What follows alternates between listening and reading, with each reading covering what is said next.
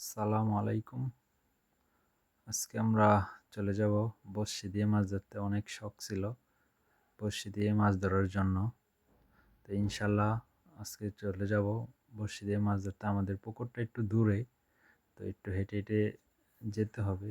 ইনশাল্লাহ পুকুরে এসে বললাম, এটাই আমাদের পুকুর। বড়শিটা একটু ঝামেলা ছিল, ঠিক করে নিলাম।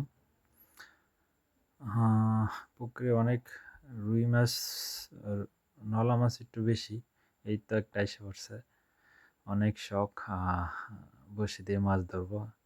আর বড়শি দিয়ে মাছ ধরতে অনেক ভালো লাগে। ছোটোবেলা অনেক ধরতাম, আর এখনো অনেক ভালো লাগে বড়শি দিয়ে। পুকুরে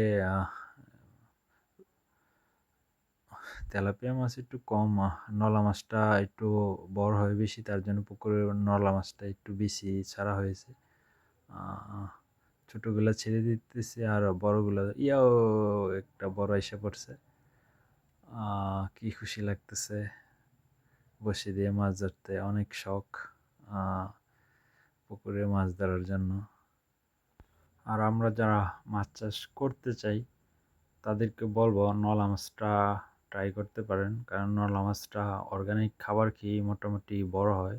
বর্ষাকালে একটু ভালোই বড় হয়, যেহেতু আমরা ফিড ইউজ করি না, শুধু অর্গানিক খাবার। আর সাধারণত আমাদের যা ক্ষেত খামারের গরুর ভুসি বা ভুট্টা ভাঙা এগুলা টুকটাক দেওয়া পড়ে, বা তার চেয়ে বেশি কিছু দেওয়া পড়ে না। এর মধ্যে দেখা যায় ইনশাল্লাহ অনেক হয়। আর যা ফিডের যে মাছটা, এটা স্বাদ হয় না, যেহেতু আমরা নিজেরা খাই। তো আপনারাও ট্রাই করতে পারেন ইনশাল্লাহ। কথা হবে।